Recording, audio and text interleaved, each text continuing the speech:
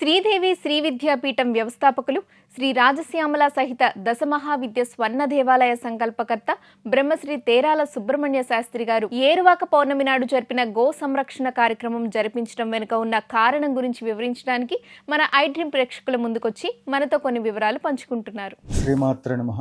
మీ తేరాల సుబ్రహ్మణ్య శాస్త్రి శ్రీ రాజశ్యామల సహిత దశమహావిద్య స్వర్ణ దేవాలయ నిర్మాణ మహాసంకల్ప సన్నిధానం నుండి ఈరోజు ఒక ముఖ్యమైనటువంటి ఒక అంశం ఏంటంటే, గో సంరక్షణ సందర్భంగా మనం నిర్వహించినటువంటి ఒక కార్యక్రమాలన్నింటిలో కూడా భక్తులందరూ సహాయ సహకారములు అందిస్తూ ఉన్నారు.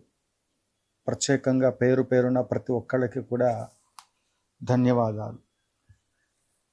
ఇక ముఖ్యమైనటువంటి ఒక అంశం ఏంటంటే, పూర్వకాలంలో ఏరువాక పౌర్ణమి ఇత్యాది సందర్భాలలో భూమిని సాగు చేయడానికి ప్రస్తుత కాలంలో కూడా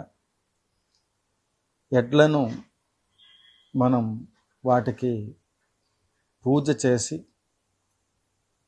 ప్రత్యేకంగా ఈ సకల చరాచర ప్రకృతిలో ఉండబడేటువంటి యొక్క జీవకోటిలో మానవుడు తన యొక్క భుక్తి కోసం, తన యొక్క స్వార్థం కోసం, తన జీవన మనుగడ కొరకు మిగిలినటువంటి యొక్క ప్రాణులను, క్రూర మృగములు ఏవైనా ఉన్నాయి అంటే కీకారణ్యాల్లో అవి కేవలం వాటి ఆహారం కోసం వాటిని ఒకేసారి హింసించి వాటిని ఆహారంగా భుజించి వాటి యొక్క జీవన విధానాన్ని గడుపుతూ ఉంటాయి. ఇది కీకారణ్యాల్లో జరిగేటువంటి ఒక పరిస్థితి. ఇక వాటికి ఆహారం భగవంతుడు నిర్దేశించిన దాని ప్రకారం జరుగుతుంది. కానీ మానవుడి యొక్క స్వార్థ చింతనతో ఇంత టెక్నాలజీ పెరిగిన తర్వాత కూడా నేను ఈరోజు టెంపుల్ నుండి ఇంటికి వెళ్ళేటువంటి ఒక మార్గ మధ్యంలో అనేక ప్రాంతాలలో, నేను ప్రముఖ క్షేత్రాలలో కూడా, అరుణాచలము ఇతరత్ర క్షేత్రాలలో కూడా అక్కడక్కడ ఎడ్ల బండ్ల పైన, ఒకప్పుడు ఎడ్ల బండ్లు ఉండేవి, ఇప్పుడు కూడా ఉన్నాయి.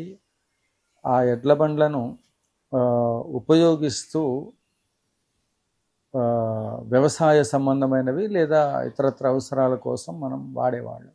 అసలే గో సంరక్షణ విషయంలో అనేక రకాలుగా మనం గో సంరక్షణ చేయాలి, జీవ హింస చేయకూడదు, అనేక రకాలుగా ప్రతి ఒక్కళ్ళు జంతు ప్రేమికులు అంటూ ఉంటారు.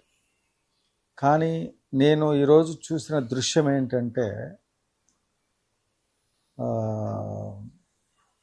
ఇసుక మొత్తం కూడా, అంటే సముద్ర తీర ప్రాంతాల నుండి మొదలుకొని చెరువుల దగ్గర నుండి, లేకపోతే ఇటుక బట్టీల ఫ్యాక్టరీల నుండి ఇతరత్ర అనేక విధాలుగా ఇప్పుడు అన్నీ కూడా టెక్నాలజీ పెరిగింది. ₹1 అయ్యే చోట ఇంకొక రూపాయి అవుతుంది. వాటిని హింసించి హింసించి కొరడా దెబ్బలు కొడుతూ ఒక్కొక్క గాడిద కొడుకు వీళ్ళ దుంపలు దగ్గ ఆ కొరడా దెబ్బలు వీడిని కొట్టాలి. వాటికి అది మొయ్యలేక భారం ఆ ఎడ్ల బండి లాగుతూ ఎన్ని రకాలుగా అది హింస పడుతూ ఉందో, మూగజీవి దాన్ని కొడుతూ ఉంటే ఆ బాధ తట్టుకోలేక ఆ బరువైనటువంటి ఒక భారాన్ని మోసుకొని పోతూ ఉంటే అది చూసిన నాకు ఇంకా మానవుడి పట్ల ప్రస్తుత కాలంలో ఇలాంటి దృశ్యాలు చూసినప్పుడు వాడికి ఏదైనా కష్టం కలుగుతుందంటే అది మనకు తెలుసో తెలియకో, మనకున్న పరిస్థితుల్లో దృష్ట్యా తప్పని పరిస్థితి. ఆ రోజులు తప్పేటట్టు లేవు, టెక్నాలజీ లేదు, ఇవాళ అన్నీ వచ్చాయి, ట్రాక్టర్లు వచ్చాయి, ట్రావెల్స్కి సంబంధించి ఏదైనా ట్రావెలింగ్ చేయాలంటే దానికి సంబంధించినటువంటి ఒక మరి అన్ని రకాలుగా మరి యంత్ర పరికరములు వచ్చిన సందర్భంలో జీవులను దయచేసి హింసించకండి. ఎవరెవరైతే అది కుక్కల్ని కావచ్చు, పిల్లుల్ని కావచ్చు, లేకపోతే మోగ జీవాలను అవ్వచ్చు, యాత్రల పేరుతో కూడా ఒక్కొక్కళ్ళు యాత్రలకు వెళ్ళేటప్పుడు శబరిమల యాత్ర ఉంది, డోలీలో వెళ్తూ ఉన్నారు, వెళ్ళకపోయినా పర్వాలా, మీరు ఆ డోలీ వాళ్ళు ఎక్కకపోయినా వెళ్ళగలిగే శక్తి ఉన్నటువంటి వాళ్ళు, మేము మోస్తాం అనుకున్నటువంటి వాళ్ళు కూడా ఆ డోలీ వాళ్ళకి మీకు చేతనైన సహాయం చేయండి. వాళ్ళు వేరే మార్గం లేదు. కొన్ని చోట్ల గుర్రాలు, గాడిదలు, కాశీ క్షేత్రంలో అయితే ఆ గుర్రాలని రాత్రిపూట ఆ సందుల్లో గొంతుల్లో వేసి కొడుతూ ఉంటారు, అసలు మామూలుగా కాదు. ఇంకా మరి ఆ కాశీ క్షేత్రంలో రహదారులు పెంచి మార్గము ఈ అంటే ప్రతి వీధిలోకి ట్రావెలింగ్ చేయడానికి వీలుగా మరి సనాతన ధర్మ పరిరక్షణలో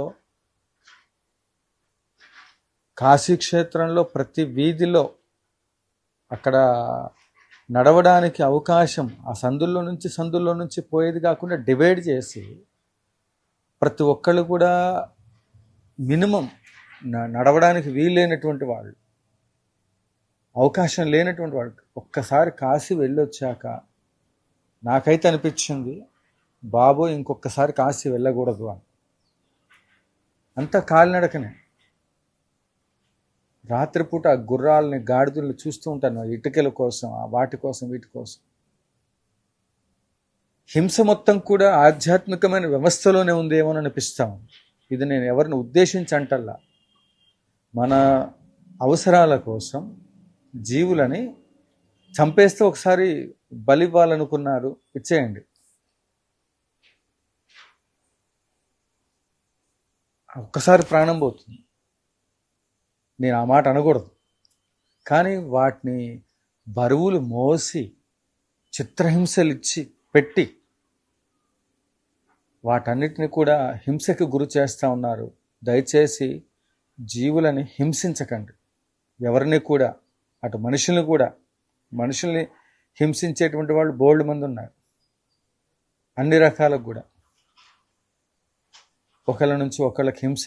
అడవిలో ఉండబడే జంతువులు ఒక భాగం అయితే ఇతరత్ర మరి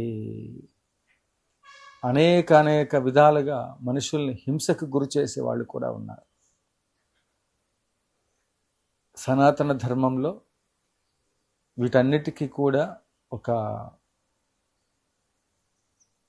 ప్రత్యేకమైనటువంటి ఒక మరి ఏర్పాటు చేసి ప్రతి ఒక్కళ్ళు, సనాతన ధర్మం అనే కాదు, ఈ హింసను అరికట్టడానికి ప్రతి ఒక్కళ్ళు కూడా ప్రత్యేకమైన శ్రద్ధ వహించండి. అలా హింసింపబడుతున్న గోవులను గోశాలకు పంపించండి. మనకి స్వాతంత్రం వచ్చింది, అట్లాంటి మూగజీవాలకి స్వాతంత్రం తీసుకురండి దయచేసి. తప్పుగా కాదు, మీ అందరికీ నేను నా మనసులో ఉండబడే అభిప్రాయాన్ని మాత్రమే తెలియచేస్తున్నాను. ఇది ఎవరిని ఉద్దేశించి కాదు. హింసించకండి దయచేసి. అది వాటిని బరువు విపరీతంగా, ఎంతటి బరువు అంటే ఊహకందని విధముగా దానిపైన ఇసుకని ట్రాక్టర్లే ఇంజన్ మొత్తుకుంటూ ఉంటుంది. అట్లాంటిది ఆ ఒక్క ఎద్దుని దానికి కట్టి దాని నిండా ఇసుక నింపి, చిప్స్ నింపి, సిమెంట్ బస్తాలు వేసి దానిపైన వాడు కూర్చొని కొరడా దెబ్బలు కొట్టడం అనేటువంటిది నాకు బాధాకరం అనిపించినటువంటి ఒక అంశం. అందు గురించి ఈ ఎపిసోడ్లో హింసను అరికట్టడం కోసం మీ పరిధిలో ఎక్కడైనా ఉన్నట్లయితే అట్లాంటి వాటిపైన ప్రభుత్వాల దృష్టికి తీసుకుని వెళ్ళి, ఈ ఎడ్ల బండ్లు ఏవైతే ఉన్నాయో ఒకప్పుడు ఉన్నాయి, వీటిని ఇది అవసరమో అనవసరమో నాకు తెలియదు, ఈ ప్రస్తావన హింస పెడుతున్నారనే ఉద్దేశంతో ఈ వీడియో చేస్తున్నాను. ఇది ఎవరిని ఉద్దేశించో ఎవరిని బాధ పెట్టాలనే కాదు, నాకు బాధ అనిపించింది చెప్తున్నాను. జయ జయ శంకర, హర హర శంకర, కాంచీ శంకర, కామకోటి శంకర.